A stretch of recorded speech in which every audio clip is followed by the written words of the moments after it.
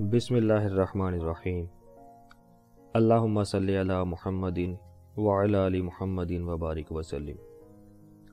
بے حد و بے حساب درود و سلام حضور آقا کریم صلی اللہ علیہ وآلہ وسلم اور ان کی آل پر۔ السلام علیکم سامعین، آپ کا ہوسٹ عمر مختار آپ کے اپنے چینل صرف سچ پر ایک نئے موضوع کے ساتھ آپ کی خدمت میں حاضر ہے۔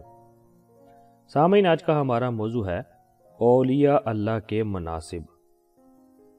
تحریر و تحقیق جناب محمد خالد جذبی صاحب۔ سامعین، موضوع کی طرف بڑھنے سے پہلے اگر ابھی تک آپ نے ہمارے چینل کو سبسکرائب نہیں کیا تو فوری ہمارا چینل سبسکرائب کریں اور ساتھ دیے گئے بیل کے آئیکن پر کلک کریں تاکہ آپ کو آنے والی ہماری ہر نئی ویڈیو وقت پر مل سکے۔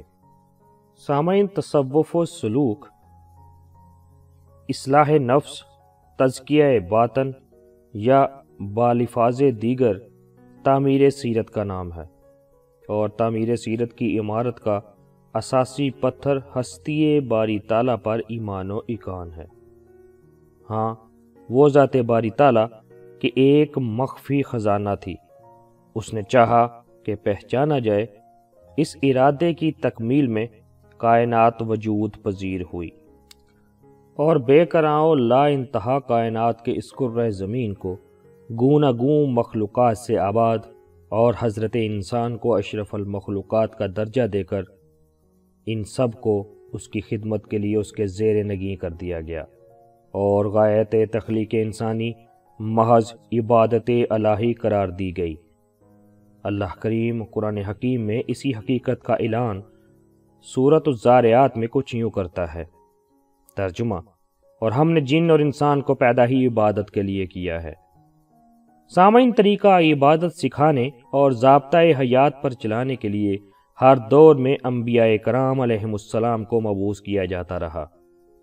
ان میں سے چند کو اولو العزم رسول کے منصب سے نوازا، اور ہمارے آقا حضور صلی اللہ علیہ وآلہ وسلم کو سب کا سردار و امام بنایا گیا۔ گویا تاجدار کونین کا وجود مسعود خلاصہ کائنات ٹھہرایا گیا۔ چنانچہ اللہ کریم سورہ آل عمران قرآن حکیم میں کچھ یوں ارشاد فرماتا ہے۔ ترجمہ: حقیقت میں اللہ تعالیٰ نے مسلمانوں پر بڑا احسان کیا ہے کہ انہی میں سے ایک رسول بھیجا جو ان کو اس کی آیتیں پڑھ کر سناتا اور انہیں پاک صاف کرتا ہے اور انہیں کتاب و حکمت کی تعلیم دیتا ہے۔ سامعین، گویا حضور صلی اللہ علیہ وآلہ وسلم نے مسلمانوں کی تعلیم و تربیت کے لیے دو انداز اختیار فرمائے، ایک علمی و ذہنی اور دوسرا روحانی و قلبی۔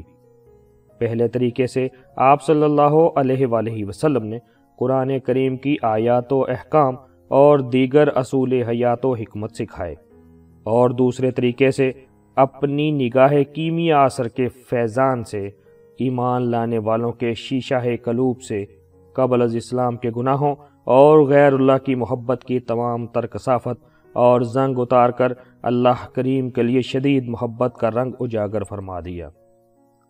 پہلا طریقہ زبان و بیان سے متعلق اور دوسرا طریقہ القائی و انعکاسی اثرات کا حامل تھا۔ یہی وجہ تھی کہ جو ہی کوئی شخص ایمان لانے کی غرض سے آپ صلی اللہ علیہ وآلہ وسلم کی خدمت اقدس میں حاضر ہوا، اس کے قلب پر ایک نگاہ موجز اثر پڑی اور وہ نفس کی تمام تر علائشوں اور وساوس شیطانی سے پاک صاف ہو گیا، صحابی بن گیا۔ اسی روحانی تربیت کا یہ اعجاز تھا کہ صحبت رسالت آپ صلی اللہ علیہ وآلہ وسلم میں پہنچ کر ہر کوئی اپنی اپنی استعداد کے مطابق عالم، فقیہ، مفسر، حاکم، سفیر اور جرنیل بن کر ایمان و ایقان کی قوت لا زوال سے مالا مال ہو جاتا۔ جس طرف چشم محمد کے اشارے ہو گئے، جس طرف چشم محمد کے اشارے ہو گئے، جتنے ذرے سامنے آئے ستارے ہو گئے۔ سامعین، روحانی تربیت کا یہی نسخہ کیمیا ہے جو رسول اکرم صلی اللہ علیہ وآلہ وسلم اور صحابہ کرام رضی اللہ عنہم کے واسطہ سے سینہ بہ سینہ امت مسلمہ میں جاری رہ کر تا قیامت ظلمت گزین قلوب کو نور نور کرتا رہے گا۔ دین متین کا یہی وہ روحانی رخ ہے جو علماء ظاہر کے ہاں قطعاً مفقود رہا ہے، حتیٰ کہ حضرت امام غزالی رحمۃ اللہ علیہ، حضرت امام رازی رحمۃ اللہ علیہ اور حضرت مولانا رومی رحمۃ اللہ علیہ جیسے یکتائے روزگار علماء و فضلاء اپنے تمام تر ظاہری کمالات علمی کے باوصف روحانی کسب فیض کے لیے درویشان خدا مست حضرت بو علی فارمدی رحمۃ اللہ علیہ، حضرت نجم الدین کبریٰ رحمۃ اللہ علیہ اور حضرت شمس تبریزی رحمۃ اللہ علیہ کی خدمت میں حاضر ہو کر زانوئے ادب طے کرنے پر مجبور ہوئے۔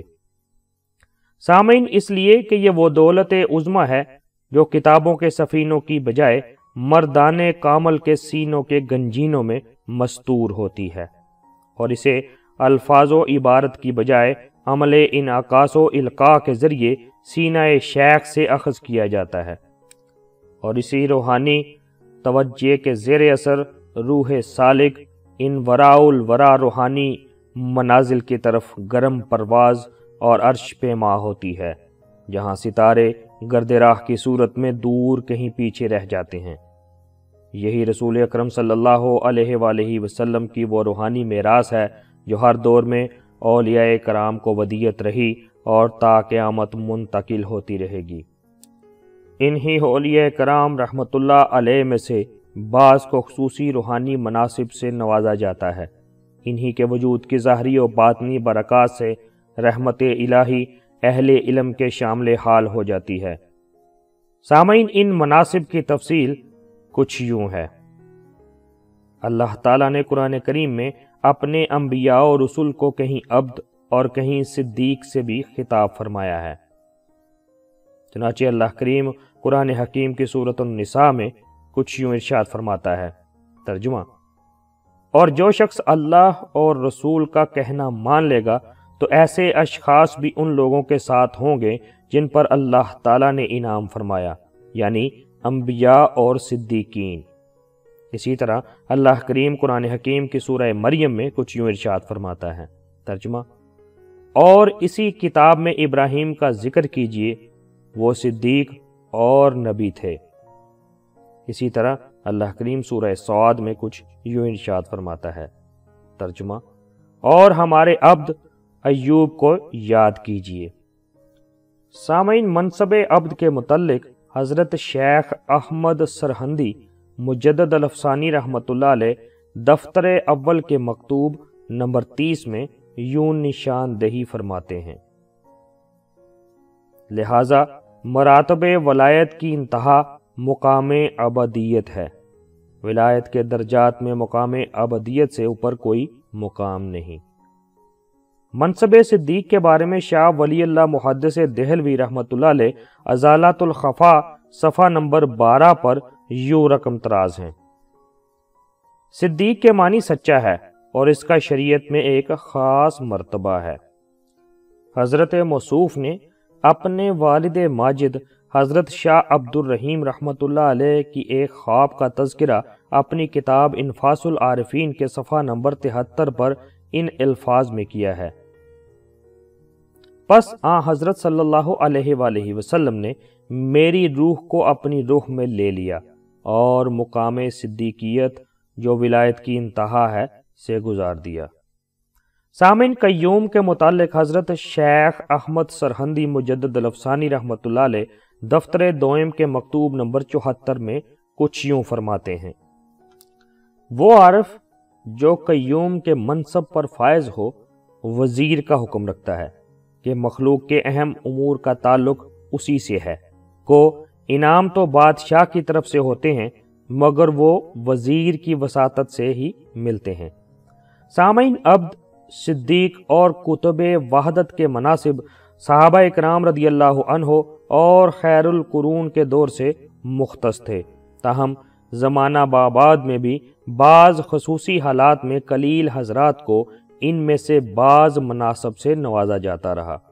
جب بھی اسلام پر کوئی افتاد پڑی اور محسوس کیا گیا کہ ظلمت کا مقابلہ غوث کی قوت سے نہیں کیا جا سکتا تو عمومی ڈگر سے ہٹ کر کسی اللہ کے بندے کو غوث کی بجائے کسی اونچے منصب پر فائز کیا گیا تاکہ وہ اپنی روحانی توجہ کی قوت سے لادینیت کے ظلمت کو دین کے اجالے میں بدل سکے۔ مثلا حضرت شیخ عبد القادر جیلانی رحمۃ اللہ علیہ عبد، حضرت خواجہ معین الدین چشتی رحمۃ اللہ علیہ صدیق اور حضرت مجدد الافسانی رحمۃ اللہ علیہ قطب وحدت تھے۔ یاد رہے کہ اشتراک منصب و منازل کے باوصف انبیاء کرام، صحابہ کرام اور اولیاء کرام کے درجہ، شان اور شرف میں بڑا فرق ہوتا ہے۔ غوث اور نچلے مناصب ہر زمانہ میں ہوتے ہیں، لیکن بڑے مناصب خاص حالات میں ہیں۔ غوث تمام دنیا کی روحانی حکومت کا صدر ہوتا ہے اور چاروں اقطاب اس کے وزراء کا درجہ رکھتے ہیں۔ سامعین، ان میں قطب الاقطاب بطور سیکرٹری فرائض سر انجام دیتا ہے۔ سینئرٹی کے لحاظ سے پہلے قطب الاقطاب، پھر قطب مدار اور پھر قطب ابدال آتا ہے۔ قطب مدار کو بقائے عالم کا سبب بنایا جاتا ہے۔ قطب ابدال کا وجود بقا سے متعلق امور میں وصول فیض کا ذریعہ ہے، اسی لیے پیدائش، رزق، مصائب، صحت و آرام کے حاصل ہونے کا تعلق قطب ابدال کے فیض سے مخصوص ہے، اور ایمان، ہدایت، توبہ اور امور خیر کی توفیق قطب ارشاد کے فیض کا نتیجہ ہے۔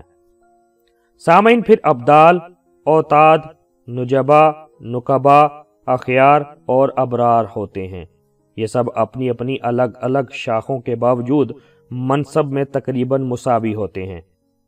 اگر دنیا کو 40 برابر ملکوں میں تقسیم کیا جائے تو ہر ملک کا سربراہ ابدال ہوگا۔